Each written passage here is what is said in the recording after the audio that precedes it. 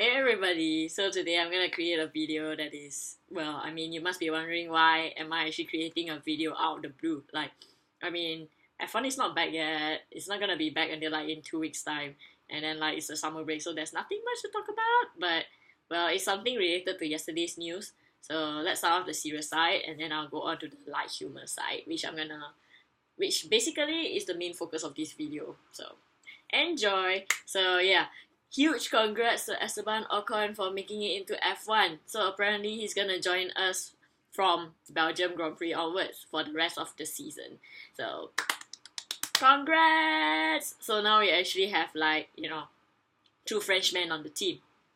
We used to have so many Frenchmen and then we don't have it and then now we have it again.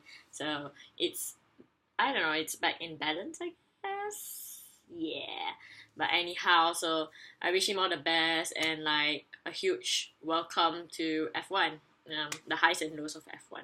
I don't know how will you see it that way, but anyhow, making it into F1 is still a big feat. It's the most prestigious motorsport of all, even though it's shit. But yeah, so I hope you enjoy your journey, and I hope that you're gonna see a familiar face anyway with Pascal Wehrlein, so maybe you guys will hang out, and I don't know. I wish Mina all the best as well. I really like the team because they are no nonsense and stuff like that. So I really like them, and I know they are a back marker for a reason, but it still keeps the competition going, and at least you know that they are there, and they came back even though they were supposed to be ex, but they came back, so it's nice to actually see them back. And ever since they were taken over, not exactly taken over, but ever since they have the Mercedes engines this year, they've been pretty competitive.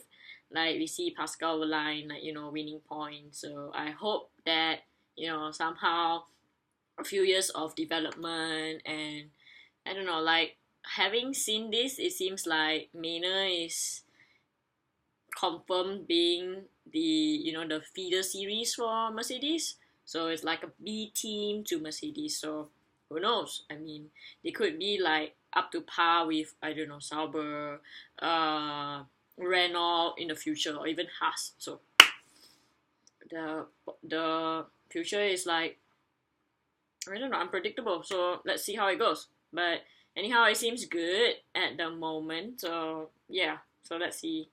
But of course, it's really sad to see Rio Hayato go. I've already expected him to leave, but I didn't expect him to, them saying telling me announcing it yesterday, and saying it oh, okay, Rio is no longer the second driver to Mercedes. Not Mercedes, sorry, Maynard Mercedes.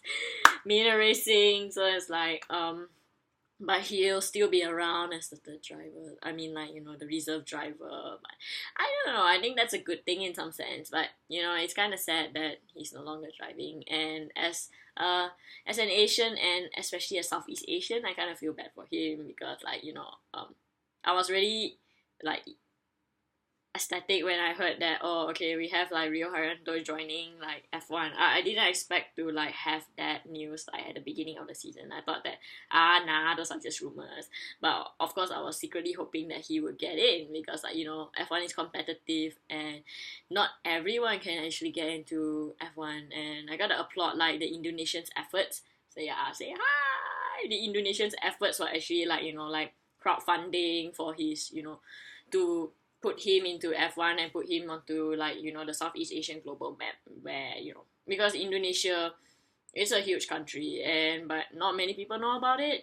Well, yeah, because there are some dumb people out there and they only know about their own country. So at least Indonesia is well known now, and at least we know that Indonesia has their very first F1 driver, and it happened in 2016. So yeah, that's history being made. Actually, I wish. I was a Malaysian, so I was really happy when Alexander Yong actually made it into F1 at that time because, as a fellow Malaysia, I was like, oh, yay, F1 driver representing my country. So now I'm actually Singaporean. So I'm like, I'm just hoping that there's one Singaporean guy or lady, whichever driver, can actually make it into F1. But that's still far fetched. But I think that's possible. Maybe in decades time, I guess.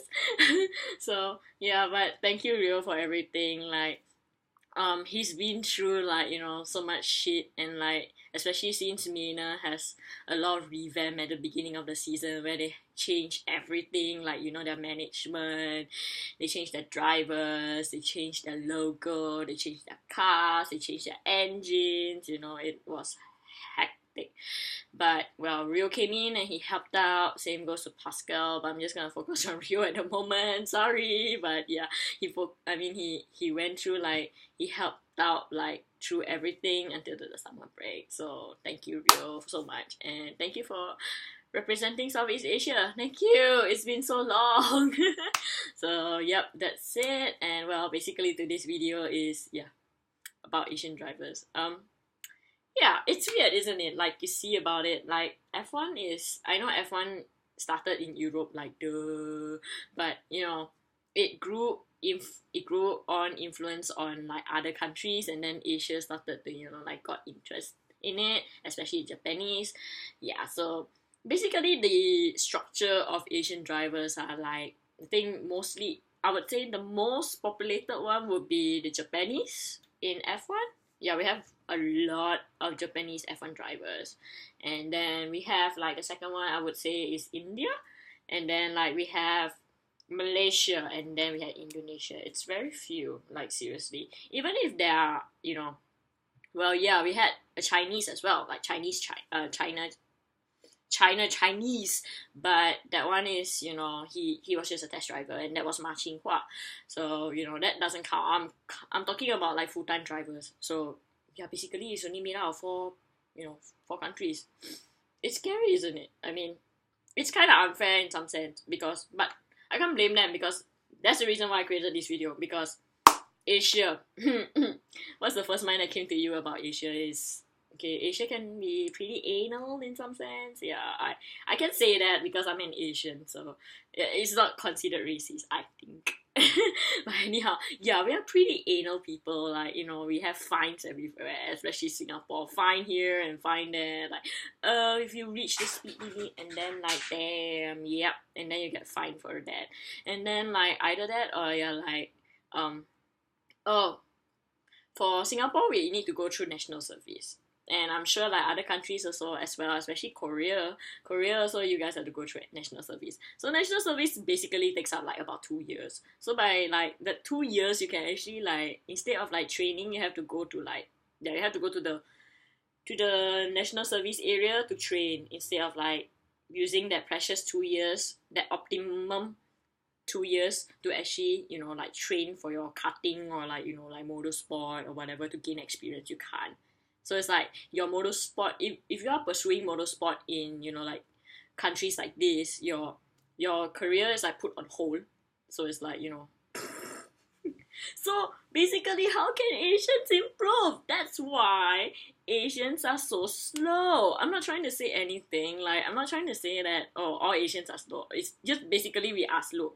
And I'm not trying to categorize, like, like, point any fingers to anybody, but yeah, that's one of the reasons, because we don't have facilities. Even if we have facilities, they are heck expensive, and our facilities are pretty mediocre as compared to what you can get in Europe. So honestly, only the rich kids can go, like, start at a young age of karting, and then, but even if you go karting and you win races, what's the possibility of making it into, an international race? Zero. So it's like, okay, I'm not okay, it's like maybe not zero, but like 0.0000001, I guess, unless you're the super lucky ones, like, but well, what's the chances of that anyway? So yeah, so that's why Asian drivers are so slow. And it's also because, like, we've been brought up in a way, especially Asian parents, we've been brought up in a way where everybody's, like, asking, our parents are, like, asking us to study hard, get a good job, and then you get rich, then you get married, and then you give birth, and then the cycle continues. Yeah, it's our Asian parents are more, into us studying instead of pursuing our, talent. For me, I'm quite lucky already because like I had a fight with my parents because of that, because like my parents actually didn't want me to pursue journalism because they were saying like, oh, the pay will be so low, and then like, oh, you won't have like, equal hours, equal working hours. So they were like asking me to do like, the typical businesswoman, or like, oh, okay, why don't you just pursue like business like your father and I, and blah blah. But I didn't have interest in that, so I had to compromise and like, okay, fine, I study journalism and business for you. Are you happy? And they're like, okay.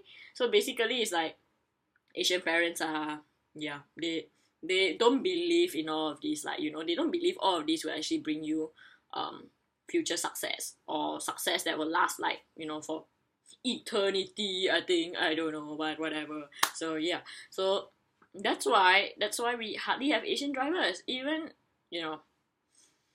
even if we have, it's very small percentage, and that is because it could be that their parents actually like motorsports. But what's the likelihood of that in Asia? Because like, I think I've mentioned it before, most Asians actually prefer football to motorsport. So yeah, and I don't know, you can just suggest anything, like especially you're an Asian, like, why, you can list down like your reasons on, why Asian drivers are not that big in an international motorsport.